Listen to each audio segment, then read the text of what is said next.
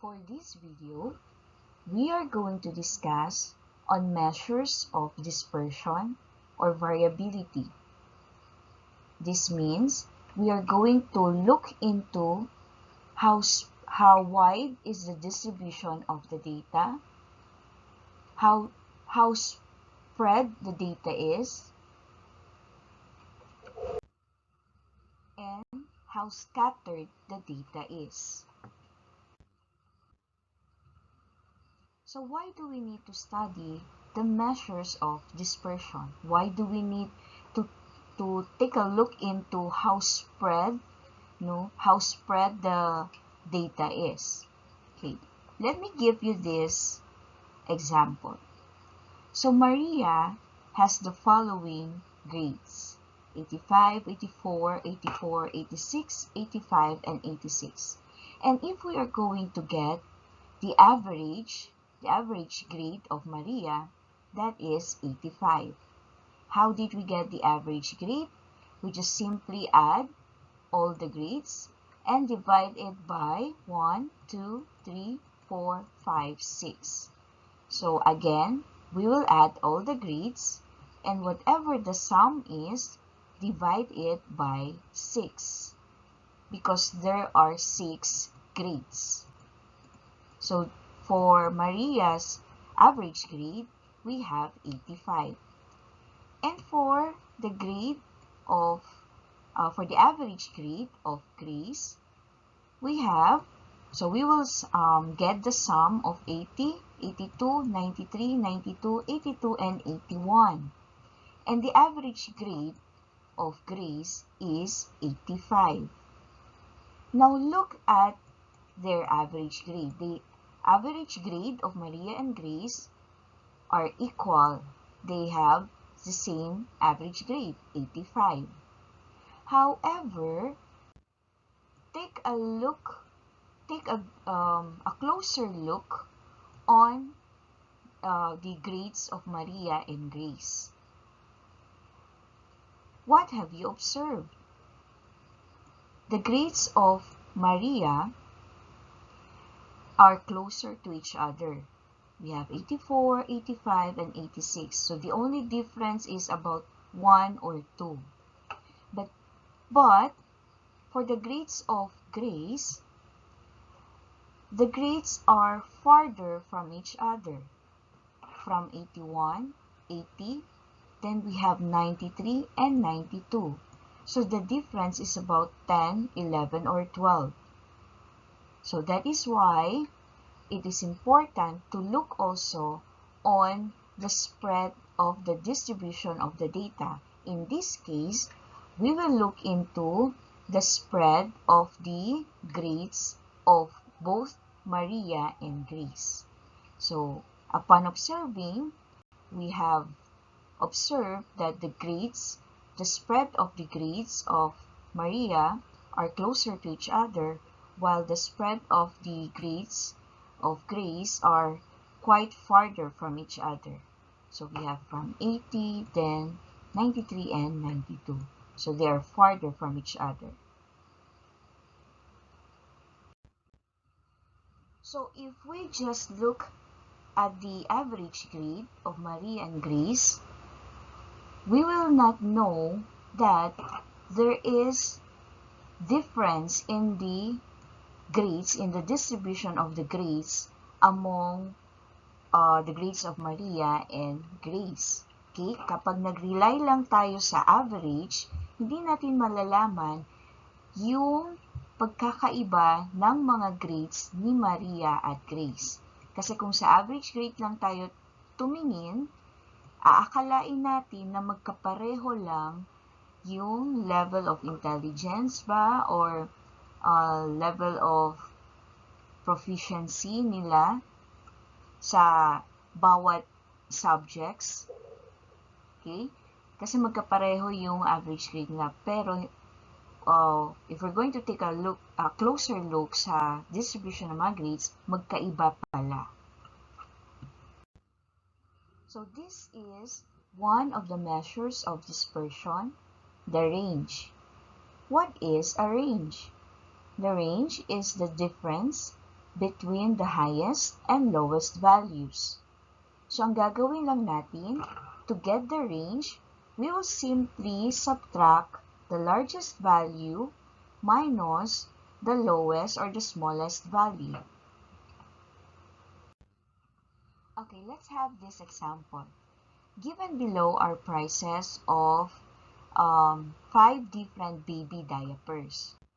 Let us assume na pareho sila ng size, let's say large, pero different brands. Okay? So, ito ang kanilang prices, 10, 12, 14, 16, and 20. Okay.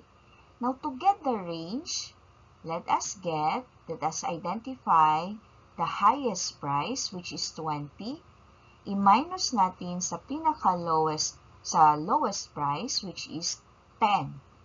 So, the range now is 10 pesos. 20 minus 10, 10 pesos. So, what does this mean? It only means na yung presyo ng large diaper sa KCC Mall ay nagre-range ng 10 pesos. Ibig sabihin, kung i-compare natin yung pinakamahal na presyo ng diaper, large diaper, i-compare natin sa pinakamurang large diaper, ang kanilang difference is 10 pesos. So, ang presyo ay nagre-range from 10 pesos to 20 pesos. Ganun lang naman ang ibig sabihin ng range. We are just trying to get the difference between the highest and the lowest value. So, in this case, we identify the range of the range between the expensive and the lowest price for the diaper, large diaper. Next, we have another example of diapers pa rin, but this time, these diapers are being sold at SM Mall Minpro. Okay, so same size pa rin, large, but of different brands. Okay, but the brands are the same as there in KCC Mall.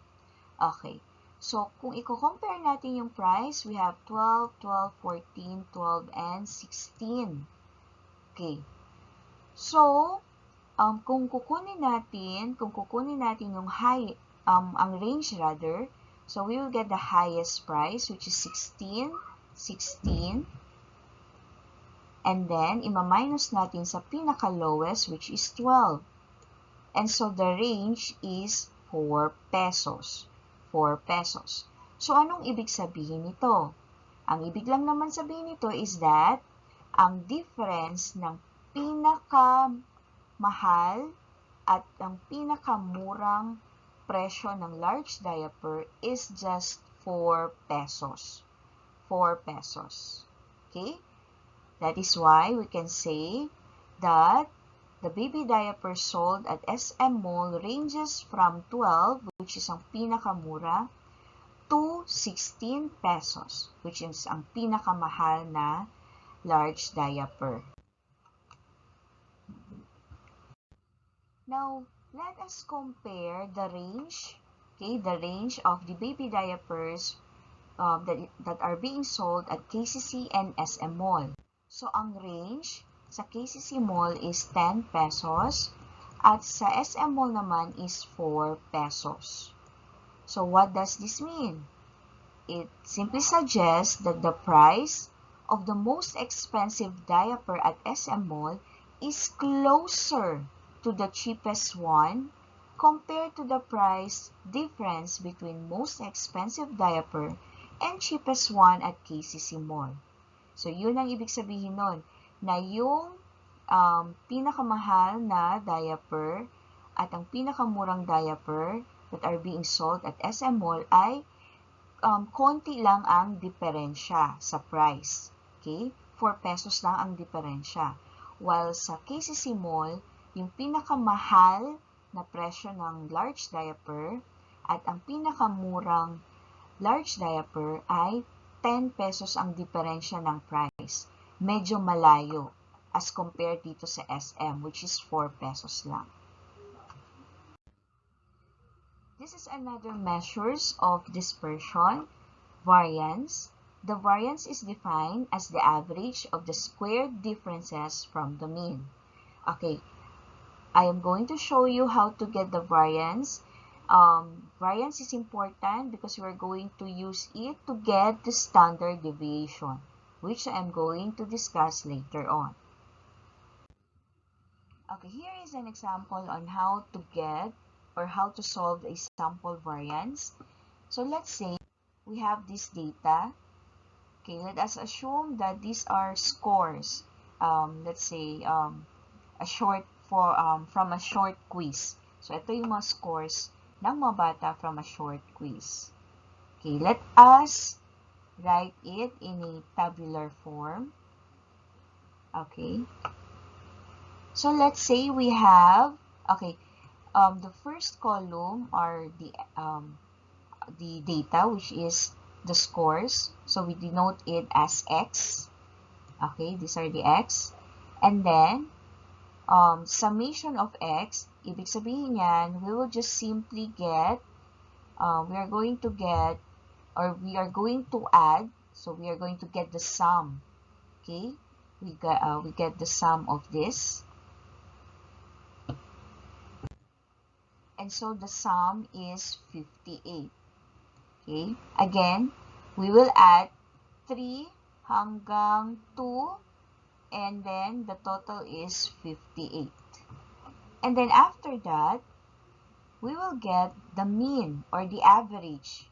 Okay, on the average, if you have watched the previous video, you know that to get the average, we will simply get the sum of our data, which in this case it's 58. So 58 divided by 9. 9 because we have 9 data. Okay? 9 data. Ito yun. Ito yun sila. So we have 9.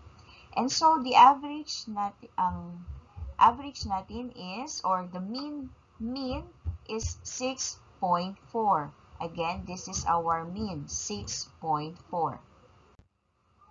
After we got the mean, we are going to subtract each of the data. We are going to subtract each of the data to the mean. Kaya we have 3 minus 6.4, which is negative 3.4.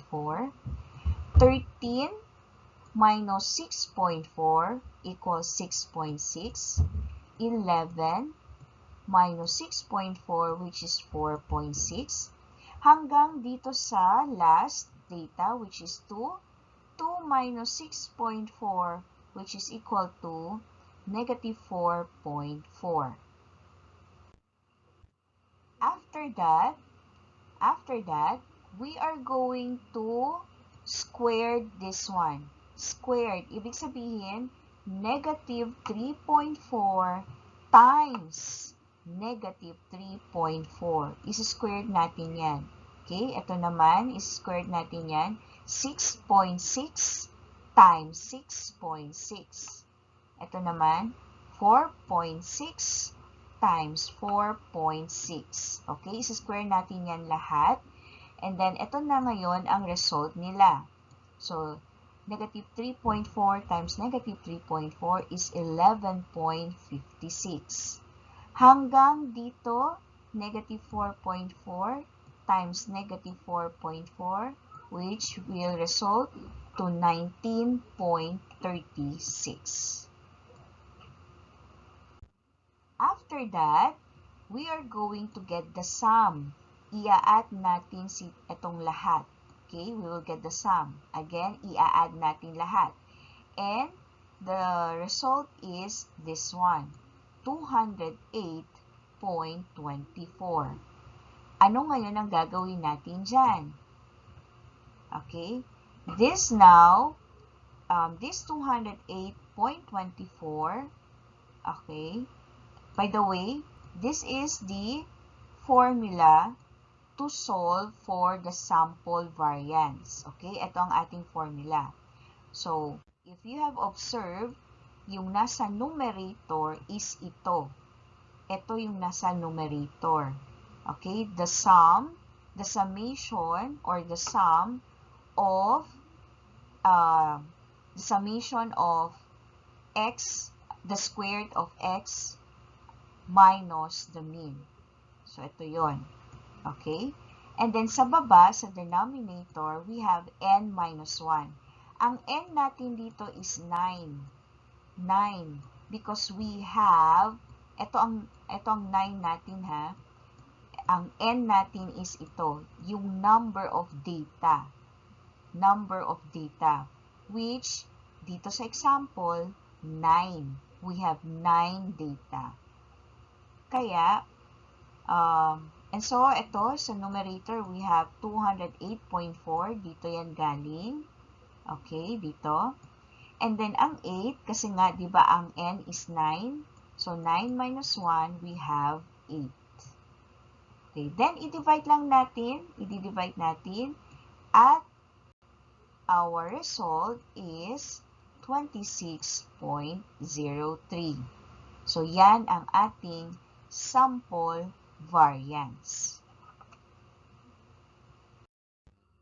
Another measures of dispersion is standard deviation. Ang standard deviation is a measure of how spread out number is.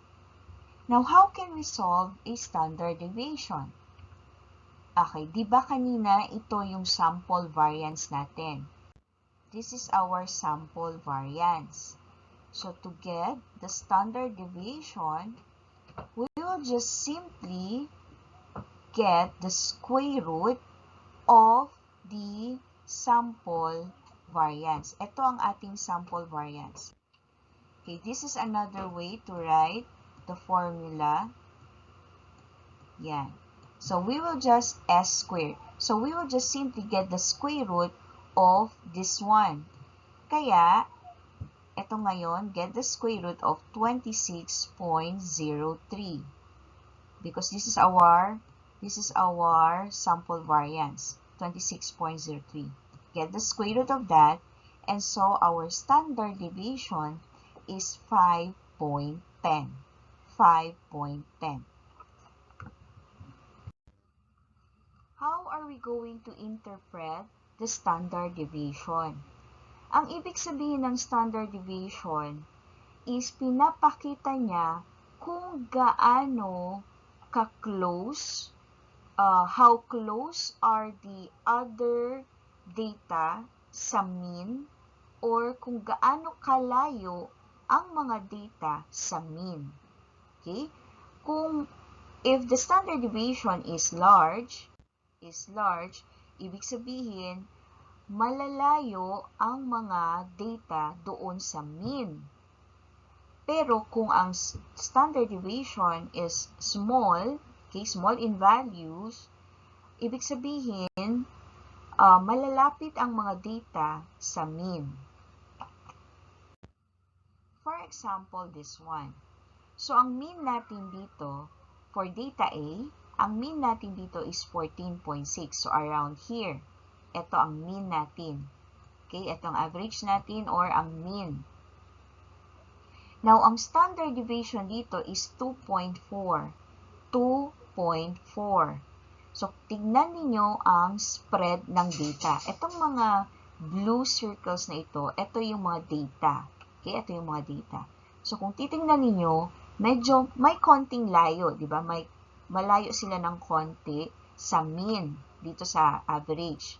Pero hindi masyadong malayo. Okay? Konti lang. Okay. And then, for data B, tingnan nyo, ang mean natin is 14.6. Ganon din, 14.6. Around here. Tapos, ang standard deviation is 1.3. So, mas maliit ang standard deviation dito kesa dito. And then, tingnan ninyo yung pagka-spread ng data. Tingnan nyo yung mga bilog-bilog na yan, color blue na circles. So, tingnan ninyo, closer sila sa mean. Okay? Mas closer sila dito sa mean. As compared dito na medyo may konting layo, okay? Yung iba, malayo talaga. Yung iba naman, malapit, no, dito. Pero dito sa data B, dito sa second example, mas malapit sila sa mean. Mas malapit sila sa 14.6. Dito sa red mark, mas malapit sila. Pero dito sa third natin, sa third example natin, the same din, ang mean ay 14.6, dito pa rin. Pero tingnan ninyo ang standard deviation, 4.0. Anong ibig sabihin yan? Kung i-compare natin ito dito sa dalawa, malaki talaga ang standard deviation dito kasi 4.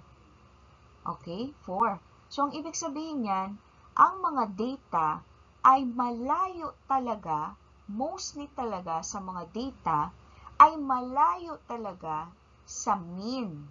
Malayo talaga dito. Okay? Malayo talaga dito. Kaya, tingnan ninyo yung blue circles natin. Ang layo nila. Okay? Ang layo nila dito sa mean. Okay?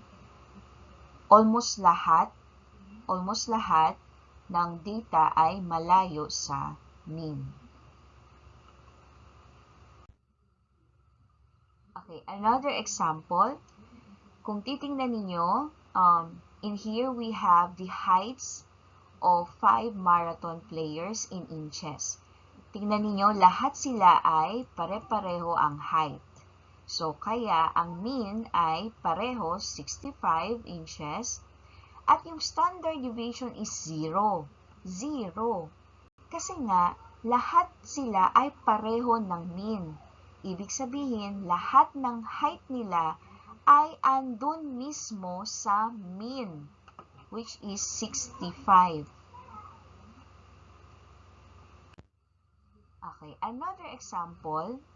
Tignan ninyo dito. Ito yung mga heights nila. Okay? At nung kinuha ang kanilang average, we have found that the mean is 65. 65. Yun nga lang, ang standard deviation ay 3.6. 3.6. So, kung andito ang 65, so, ang layo daw ng ibang data ay around 3.65. So, around 66, 67. So, around here, andito daw ang ibang data. Andito daw ang ibang height. Okay? Dito naman, 64, 63, 62. So, ang ibang data is around andito. Okay? And yung ibang height daw is somewhere here and also here. Which is true naman. Kasi kung titingnan niyo yung given, nasa 70, nasa 66, 67, 62, nasa 60. So, totoo nga talaga na ganito kalayo yung mga heights. Ganyan kalayo ang mga heights doon sa mean. Thank you for watching.